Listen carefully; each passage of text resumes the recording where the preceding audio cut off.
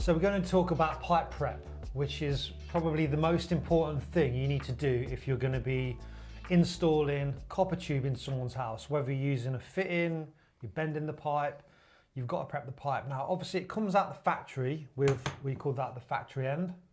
Okay. Yeah. Now, when you get a bundle, it's going to be taped up. First thing you'll do is you'll cut it open. So Rob, can you just open this bundle of copper for me? This is a test. So I'll take my Stanley knife, or any knife. Okay. there's my pipe at the end. Okay. Was that That's fine, yeah. Sure?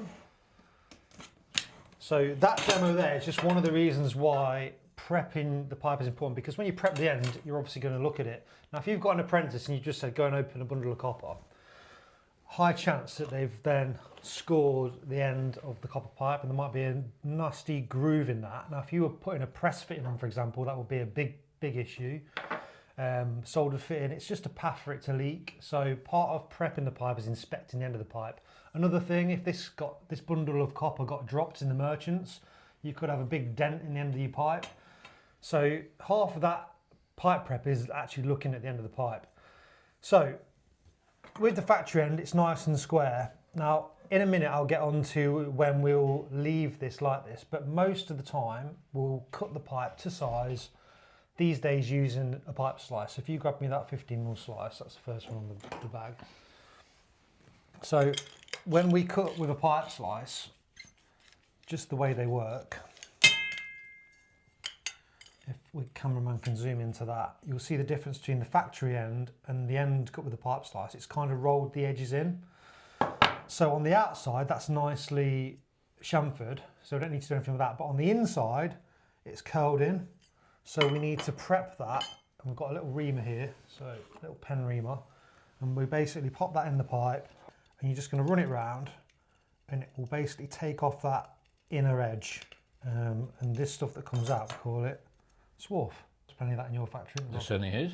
So that's deburring the end of the pipe. Now, there's a reason why this is important, because as a plumber, your main job should be, and you'll learn this when you start doing courses and you get into hydronics, but your main job is to create a peaceful environment for the water inside the pipe. So nice, smooth bends. Anytime you put a 90-degree bend or a fit-in in the pipe, it changes the way the water moves through the pipe and you can create turbulence. Now, one of the things with, if you don't deburr the pipe when it goes into a fit-in, when the water nicely comes along and hits that point, it creates a sort of whirlpool effect. Yeah. So the water starts moving irregularly inside the pipe. And what you'll find is, if we put a socket on, I'll just use this press T as an example. So if we put that on there, and we've got our unprepared end of pipe there, so it's not been deburred, the water starts spinning, and just about there, 2 inches further down from the joint, where that whirlpool sort of finishes, it's more likely to erode and cause a pinhole on the pipe. Mm-hmm. So it's a bit like a bend in a river, isn't it? Yeah, so the river will change its shape and meander and bend when there's points in the river that change the flow of the water, and that's exactly what happens. And then you get deposits on the, Yeah. So we've deburred it, we've looked at it, and then we need to clean it. So especially if we're soldering, we're always going to clean the end of the pipe. There's loads of different methods of cleaning it. If you look in that bag in the middle, Rob, I've got some Teflon strip, some steel wool. So these Teflon strips, they're great if you've got a really of paint or dirty pipe. If you've had this in your pipe tube on your van, you know it will come out and it will be marked up. It'll have staining on it. So these are great. You just basically rub the end. And would you still do that even with the end that's come straight out of the factory? Doesn't matter whether you've cut it or not. You would still do it, yeah. Okay. But there's different methods. So we've got Teflon strip, we've got steel wool. Some people don't like using steel wool. It's pretty dirty compared to... This doesn't leave a deposit. The Teflon strip bits come off. Doesn't last as long because the more you sort of gets smaller, the more you use it. If you have a look in there, there's a little green scouring pad. Now, when I started my plumbing apprenticeship, I worked with a guy called Kev. I think it's just... yes. Yeah. So this is something that you would see in the kitchen, a green scouring pad, but Kev used to cut this into strips and use this to clean his pipe, and it's perfectly good for cleaning pipe. So that's an option. And then in the last, 2 or 3 years, if you're on Instagram or any social media, you'll see these tools here which fit in the end of your drill. So if you pull that out, so that goes into your power tool, goes on the end, and obviously cleans the end of your pipe. These are great if you've got paint on the pipes. If you're working in someone's house and this pipe that you want to get onto is covered in paint, sometimes years of paint, these are great for that. What most guys will do, you have to be really careful with this because it's very easy to damage the end of the pipe, but they'll open a pair of water pump pliers, just about the same diameter as the pipe, and they'll gently chip off the main bulk of that paint. If it's really bad, some guys will heat it up, but these are all just methods of cleaning the end of the pipe ready to add a fitting. And which is your preferred? Is it depends on location? Depends on how bad it is. This is my go-to. I think you get a really nice clean pipe with this. These are good if it's particularly dirty. If you're the you be the pipe clip, you can sort of do that. Oh, okay. From different angles. If you're doing the full length, let's say you've just fitted a boiler and you've got all the lengths running down, still you can't beat it just to shine over the majority of the pipe work. But Teflon strip for the end to take a fit in is my preferred method. So we've chamfered the end, deburred it, and we've cleaned it. So in my opinion, that is now ready to work on either with a fitting, press fitting, anything. And if you've got plastic or chrome plated pipe, would it be the same process or? So if we wanted to solder onto a chrome pipe, we've basically got to get the end of this chrome the same as that. So we've got to get the chrome off.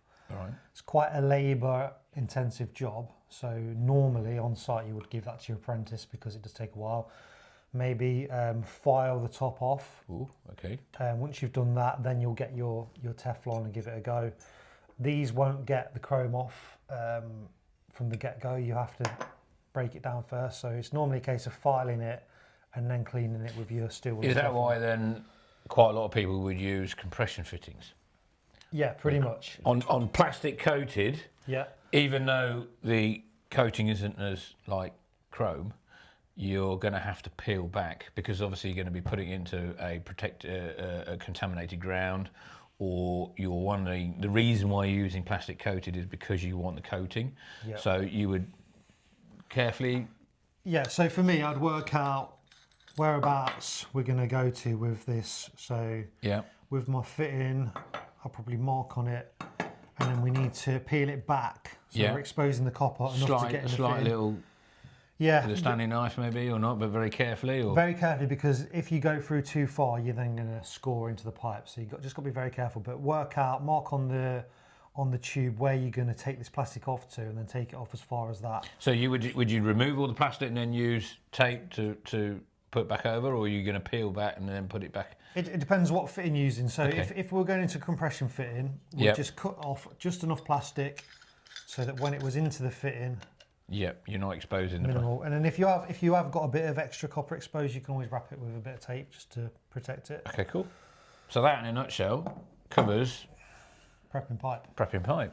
So that's prepping with a covering like plastic on there. Yep. We touched on about how you cut pipe, but this isn't the only method of using the tool. When I first started work, pipe slices were a very new thing. So I was still cutting pipe with a junior hacksaw. Okay. Or a traditional pipe cutting tool, which I've got one in the bag, a Nipex one. Now this is a modern version, but basically it's for this tool, it's adjustable, so we can do all different sizes depending on where we set it. So for 15mm pipe, we start there, and basically you turn it, give it a couple of spins, turn it, and this is how I used to cut pipe before the invention of a pipe slice. Yeah. So the benefit of this, it still gives you the same end as a pipe slice gives you, so you still need to deburr that. But the benefit of this is we've got one tool that does multiple sizes. Yeah, because otherwise you've got 15mm, 22mm. 28, yeah, this will do probably up to 30, what will it do? 35mm. Now, this one's good for reminding guys that have got into the bad habit of not prepping the pipe. It's dead easy on site when you're in a rush or you're stressed to forget the basics. So a lot of guys will install pipe without prepping it. This one's actually got its own little deburrer in the handle. So that's a good one to get if you're always forgetting. We've got little ones, so this little red pipe cut there, if you just pop that off. These you'll mainly see guys when they're cutting the smaller tube, micro bore. Okay. Because they go down to small sizes. Again, same principle with this one. Whatever size pipe you cut in, you set it. It's a couple of turns, twist it. There's different. I've seen a few people with micro just keep doing that until it snaps. You can do that, but then you can't use the end. You still got to cut the end. Right. If you've got a snapped end, you're not going to get onto it. So, the main things to think about: how you're cutting it, and then prepping it. So deburring it, chamfering the end if you've not used a pipe slice, and then just inspecting it and making sure it's clean. So 15mm bread and butter plumbing tube, half hard, micro bore, soft. Is there? This obviously can take a little bit more abuse than so. Do you find this deforms when you use it? Is there something else that you would do to be a bit more careful about because it's softer or not? Or is it exactly the same process to what you've just gone through? Yeah, I think it's pretty similar. You'd be using that, you'd be using... Yeah, what you probably will find is this stuff stays cleaner. It's because storing your lengths tube in a pipe tube, yeah, they're mixing with other things, and the actual metal that the tube's made of, it just tarnishes your copper. So you'll find that this, you'll keep it in its coil, probably inside the van, it's generally in better condition. So, in a nutshell, Pete, we pretty much covered pipe prepping. It's a perfectly prepped pipe. Awesome. And that can be used for any fitting, any situation where you're bending. It's a very good habit to get into, no matter what you're doing. If you're soldering, if you're sticking a push fit fitting on the end, compression, press, prep the pipe, inspect it, make sure it's... Whether it's for water or gas, same thing? Exactly. Yeah. Excellent. Hope you enjoyed the video.